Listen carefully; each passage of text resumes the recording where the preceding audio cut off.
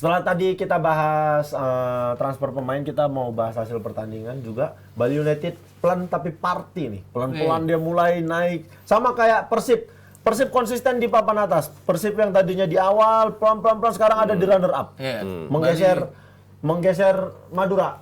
Iya. Iya. Selanjutnya ada Bali yang pelan-pelan ada di peringkat ketiga. Iya, Bali ini 6 pertandingan terakhir, 6 pertandingan terakhir Mas, 5 kali. saya lagi lihat itu tabel, lawas Mas, ganggu aja Masnya nih. 5 kali menang, 1 kali imbang. Ini kayaknya nggak terpikirkan waktu di week 12 mereka kalah Iya, di kandang sendiri. Benar. Ini ya, walaupun dengan beberapa pertandingan dari 6 pertandingan itu ada 3 pertandingan ugly win ya.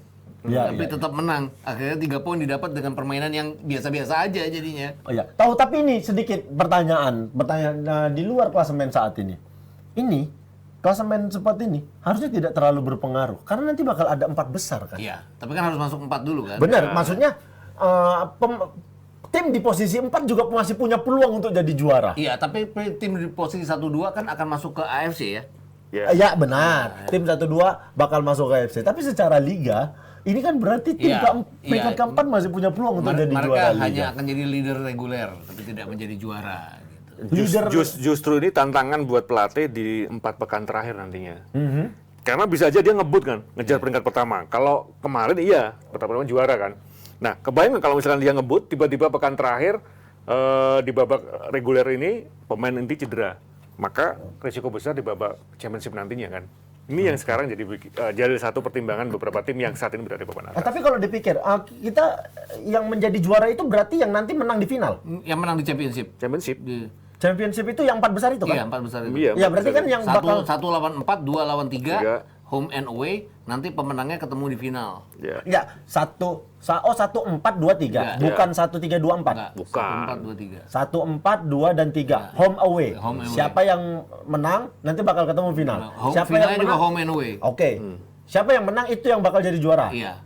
Juara BRI Liga 1 ya. Iya. Tapi tidak masuk ke AFC Champions League dan AFC Cup ya. Ini didapat dari yang reguler. Oke, yang dapat peringkat yang lolos ke AFC itu 1 dan 2 saja. 3 dan 4 tidak. Iya. Menurut saya sih ngapain ngumpulin poin ya gitu. Itu aja. Ngumpulin poinnya untuk dapat 4 besar. Iya, maksudnya aduh udah capek ngumpulin poin, ternyata belum tentu juara nih. Ada peluang itu kan. Makanya ada pertaruhan kejelian pelatih nantinya di 4 pekan terakhir biasanya itu sangat menentukan kan. Dia paling tidak harus menghitung nih sampai dengan pekan 34 semua pemainnya fit sehingga masih harus menjalani laga berikutnya apalagi home away dan tensinya kan masih berbeda. Atau ini dibikin regulasi ini karena kebutuhan lebih banyak jadwal pertandingan. Iya, dan lebih banyak harga hak siar yang jelas. Ini terkait bisnis juga pada akhirnya. Di mana-mana kan gitu ya. Karena menurut saya, ngapain nih ada pertandingan lagi di 4 besar? Karena kan udah capek nih satu musim ngumpulin poin. Kalau seandainya kayak Borneo capek nih ngumpulin poin. Tapi kan hadiahnya sekarang juga beda, bro. Bukan, kalau enggak, ini kita bicara hanya juara kompetisi aja. Udah capek ngumpulin poin peringkat 1. Di 4 besar itu kepleset. Nggak jadi juara. Kan sebenarnya yang gengsi itu juara kompetisinya. Iya, emang iya. Bener kan? Bukan yang lain, bukan lolos. Ya lolos tuh bonus lah, lolos ke Champion Asia bonus lah. Yang dikejar adalah pride juara BRI Liga 1 2023. Kalau Borneo stuck ada di posisi pertama terus, ketika 4 besar kepleset. Ya itu yang mereka harus pertahankan. Itu tadi yang Hanif bilang. Kejelian pemain. Itu satu hal yang menurutku ini sungguh sangat dramatis. Makanya ini yang coba klasemen urutan keempat siapa benar? Saat ini urutan keempat ada PSIS. Madura. Oh, Madura. Ya, tapi secara poin masih sama dengan PSIS. Ya, bisa aja PSIS nanti urutan keempat dengan PSIS mainnya on and off gitu ya, mereka yang juara mungkin aja. Mungkin nanti. Aja ya. Makanya ya kita lihat ini kalau dilihat hasil Bali United ini nggak disangka-sangka dari awal dia kan sempat diragukan juga, sempat ada tagar take out segala macam. Awal musim dulu. Iya, awal musim kan kita awal musim masih sering sama-sama ngebahas pertandingan Liga 1. Ini pelan-pelan ada tiba-tiba di posisi ketiga. Karena 12 week pertama itu mereka 5 kali kalah. Iya. Dipikirkan akan ada di posisi tengah atau bahkan masuk ke bawah, tapi ternyata mereka 6 pertandingan terakhir mereka 5 kali menang, 1 kali imbang. Jadi mereka memperbaiki. Emang kemampuan pemainnya bagus ya sebenarnya. Benar. Walaupun itu tadi mainnya juga ya biasa-biasa aja, ada yang ugly goal lah, penjaga gawangnya. Banyak juga penyelamatan dari Maringga sendiri Bener, yang bener, bikin bener, mereka bener. dapat 3 poin. Nah, kalau ngelihat ini, apakah memang Bali sudah sesaklek itu mainnya di Liga Indonesia atau memang tekonya yang jeli? Gue ngelihatnya sebenarnya karakter Teko musim ini sama dengan musim lalu ya, ketika bubble kemudian Bali juara itu kan. 2 musim lalu itu ya. Iya, 2 musim lalu. Teko kan selalu memberikan kesempatan, selalu berani menurunkan pemain yang sebenarnya sudah matang, udah old school lah ya. Tapi justru keberanian itu yang membuat tim stabil. Kalau kita melihat kemarin di 5 laga terakhir, kalau diperhatikan ya, posisi gelandang selalu berubah-ubah loh. Ini kan sangat berbeda dengan sebelumnya. Dulu waktu di pressure take out selalu yang dari starter itu aja kan. Nah, 5 laga terakhir itu selalu berubah. Besa kadang di tengah, kadang di depan. Ya. Tapi otaknya memang yang berbeda ini. Ya. Kalau melihat di hasil seri, ketika ada tim yang berhasil mematikan Besa, dia bisa mencuri poin dari Bali. Tapi ketika dia dibebaskan, alamat Bali menang. Oke, berarti ada dia berbeza ya kalau Bali Iya. United ini. Nah, kalau dilihat mereka saat ini ada di posisi ketiga. Ini Borneo juga. Ya. Kalau ketemu mereka minggu ini kan Mereka bakal ketemu Iya, minggu ini. di lihat- Bali, di Denpasar. Ya, kita lihat apakah Borneo memang sesiap itu untuk menghadapi kompetisi musim ini dengan Pluim yang kemarin belum turun ya. Ya. Ya, Apakah karena Pluim sakit. bakal diturunkan pertandingan melawan Bali ini atau masih cadangan dulu karena pelatihnya sudah tenang dengan tim yang ada, karena jarang banyak pergantian Borneo di timnya, tidak ada rotasi juga, pemainnya itu aja. Apa ya bilangnya, winning team. Dia mempertahankan winning timnya. Tapi dia yang heran kemarin 3-0 Felipe Cadenazi tuh dia nyetak hat-trick. Padahal udah lama kali dia nggak nyetak gol. Ini Borneo punya strategi memang kayak apapun yang terjadi hari ini kita harus bantu Cadenazi untuk bisa cetak gol. Kan kemarin Om Hani kemarin diajak teman nggak waktu pertandingan terakhir? Oh, Waktu pertandingan 3-0. Kami pengen tahu pinggir lapangannya gimana. Om Hani diajak nggak waktu Borneo kemarin menang? enggak, tapi dapat curhat soal Dapat strategi. curhat. ya. Oke. Soal apa? Strategi. Soal strategi Jadi dapat kenapa- curhat. kenapa bagus. Oke. mereka Persik. mingguannya di kandang ya. Iya, jelas ya. Persik itu kan beberapa kali lemah ketika dia harus meladeni meladeni lawan dengan memaksimalkan lebar lapangan. Dan kemarin Persik meladeni itu. Jadi kalau ngeliat bola-bola dia bisa hat-trick, ya karena kejebak dengan permainan dari Borneo yang memaksimalkan lebar lapangan. Biasanya Persik ya, ketika dia laga tandang, dia fokus defense, dia tidak bisa, dia tidak mengikuti ritme lawan. Tapi kemarin begitu itu kejebak, menang. Borneo menang ya. Ya ini tadi balik-balik lagi lawan Bali United kan tricky biasanya. Bali Iya. ini selalu keteteran kalau ngelawan Borneo. Bahkan pada saat mereka jadi juara. Juara yang pertama yang 2019 waktu belum yang pandemi, waktu mereka masih home and away. Ini mereka kerepotan setiap kali mereka tandang ke Borneo. Tapi kali ini juga musim ini kan mereka kalah 1-3 ya di Borneo. Ini yang menarik adalah mampu nggak mereka mengatasi permainan lebar tadi yang disebut Hanif terhadap Borneo. Karena kalau dilihat kan Nofri juga belum sembuh ya karena Iya. kemarin kan sempat ditandu ya karena kena bola dan sebagainya. Dan ini yang Sempat pingsan kan Nofri sempat kemarin. pingsan. Ini yang harus diperhatikan karena hebat apapun Bali, mereka juga mainnya bukan permainan Bali pada saat mereka menjadi juara Ya? musim lalu. Dan ini yang bisa dimanfaatkan oleh Borneo. Oke.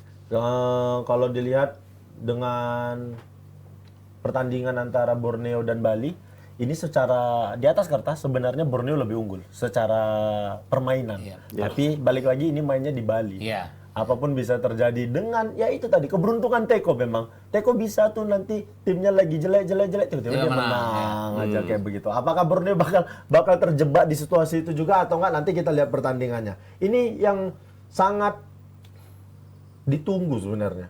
Persija akhirnya menang dari PSM Makassar. PSM di prank. 2-3. Ya, di prank. Di Pare-Pare itu Di kan. Pare-Pare skornya 2-3. Ini berarti kekalahan PSM kedua di kandang musim ini ya? Setelah Dewa. Atau pernah kalah Mereka lagi? 3 kali kalah dari kandang. Udah Udah kalah 3 kali. 3 kali kan. Tidak seangker musim lalu lagi. Iya, tidak seangker musim lalu kan karena PSM juara musim lalu kan PSM Iya. juara itu tanpa terkalahkan di 2 Pare-Pare. kali imbang, hanya 2 kali. Hanya 2 kali imbang. Ya, imbang lawan Persija. Ya makanya ini musim ini dia sudah 3 kali dan tim ketiga yang bisa mengalahkan PSM adalah Persija. Persija memang sih kalau Di dilihat tengah 6 pertandingan mereka nggak pernah menang ya. iya, memang kalau dilihat pertandingan kemarin lini belakangnya masih agak lumayan kurang ya, lumayan Lumayan kurang ya, ada lumayan kurang ya. Iya, lumayan tapi Yang lumayan mana? kurang. PSM. Persija. Tapi nggak seberantakan waktu lawan PSIS ya. Benar. Lawan PSIS berantakan. Berantakan banget. sekali. Kemarin sudah ada perbaikan tapi ya masih agak kurang lini pertahanan karena ya itu tadi walaupun menang tapi tetap kebobolan 2. Ini nggak ada niatan Persija untuk mendatangkan pemain bawah. Mungkin Sebenarnya kalau ngelihat komposisi bawahnya mereka ada Rizky Ridho ya. Iya, ada Rizky Ridho. Andre Kudela. Masih ada Ferrari. Ada Ferrari. Terus ada siapa lagi yang mantan pemain timnas? Firsa Andika itu. Firsa Andika. Maman Abdurrahman. Mungkin udah senior ya, udah usia. Maman Abdurrahman. Tapi kan ini semua pemain-pemain yang punya kualitas sebenarnya. Agak aneh juga kalau di belakang mereka. Waktu lawan PSIS kan ada satu gol yang dianulir.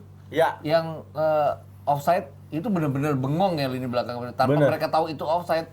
Kalau itu nggak offside itu akan jadi gol yang sangat baik sekali kan. Berarti koordinasi mungkin yang kurang di lini pertahanan Persija. Kalau Om Hanif sendiri ngelihatnya hasil kemarin lawan PSM, apakah sudah ada perbaikan dari permainan Persija? Perbaikan justru di tengah dan depan ya. Maksudnya ketika tidak ada striker murni, ternyata menjadi solusi yang membuat hampir semuanya bergerak. Ya, ini kan Rio berbeda kan? Wambos, Iya. ya. Ini kan beda ketika ada Rico, ada Simic, selalu bola selalu mengarah dua pemain ini, kemudian crossing, kemudian Simic posisi di kotak 16. Kemarin beda banget. Rio sering membuka ruang. Witan juga lebih berani bermain sedikit mendekati kotak 16. Jadi ada fleksibilitas yang tinggi ketika tidak ada striker murni. Nah, tapi pertanyaannya ini kan tidak bisa dipaksakan dan diandalkan terus di putaran kedua. Lagi-lagi striker menjadi kebutuhan utama. Dan juga harus ada pembelian pemain baru ya kalau Persija. Kalau mereka punya finansial harusnya ada. Kabarnya kan Osvaldo Hai yang akan balik ya. Belum Masih. Osvaldo masih belum Tarkam, sembuh. Ya, lagi persiapan di Tarkam. Kemarin ada videonya beredar Osvaldo. Sayang tuh maksudnya Osvaldo salah satu pemain muda baik. Cedera kemarin, mudah-mudahan setelah sembuh bisa segera kembali main di salah satu tim di Liga Indonesia. Ini jadi tantangan juga buat Persija. Kita belum bisa bilang ini awal kebangkitan Persija. Karena ketemunya setelah ini Persikabo. Betul. Persikabo kemarin Yang senang juga banget. menang setelah 9 pertandingan. Persija menang setelah 6 pertandingan tidak pernah menang. Nah, kalau ngelihat duel dua tim ini, siapa yang lebih punya peluang untuk menang? Ini duel kepentingan ini. Ya. Ngotot jelas bahwa dua-duanya akan mencoba mempertahankan 2 kali menang berturut-turut yang belum pernah mereka lakukan musim ini. Ya, Rasa-rasanya sih harusnya milik Persija ya ini pertandingan. milik Persija ya. Kalau melihat, tapi kalau ngelihat kalau tidak ada tambahan pemain di skuad Persija dengan pemain bawah yang seperti itu, Kalau ada gue peluang nggak Persikabo kalau Persija bisa mempertahankan minimal kayak kemarin bermainnya bisa 3 poin. Tapi kalau tidak bisa melanjutkan tren itu alamat. Ini kan Persikabo lagi proses naik ini. Benar. Kalau lihat gaya main mereka berubah. Sebelum mereka benar-benar bagus banget, ya ini kesempatannya. Nah, oke. Kalau begitu berarti ada peluang Persija mempertahankan kemenangannya dan ada peluang juga Persikabo untuk mencuri poin di kandang Persija. Ini duel dua tim yang sebenarnya lagi mau bangkit nih. Ini Sempat siapa yang bakal dipatahkan lagi harapannya? Apakah Persija atau Persikabo?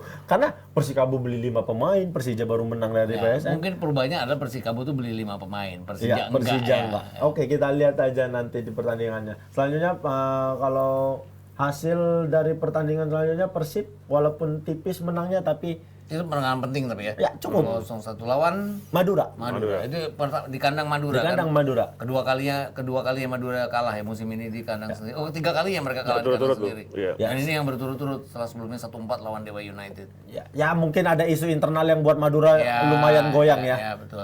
Di pertandingan mudah-mudahan bisa segera bangkit, tidak terpengaruh sama berita-berita yang lagi beredar saat ini untuk Madura karena Madura di awal musim bagus sekali mainnya. Apalagi kalau main di kandang ya. Bener, bagus sekali. Kayak tim yang diyakinin dia bakal juara di musim ini. Tapi masalah internal pasti akan sangat berpengaruh. Terus mereka berhadapan dengan Persib yang kelihatan sangat bagus sekali ya. 10 pertandingan terakhir itu bagus. Persib juga nggak kita yakinin bisa ada di posisi atas. Persib ada di peringkat 4 mungkin, peringkat 3 itu sudah Sekarang bagus. 2 malah ya. Sekarang malah peringkat 2 karena dia kan Malah gue kilas balik pertandingan terakhir di mana Persib jelek itu babak pertama waktu lawan Persija ya. Sesudah itu mereka mainnya bagus ya.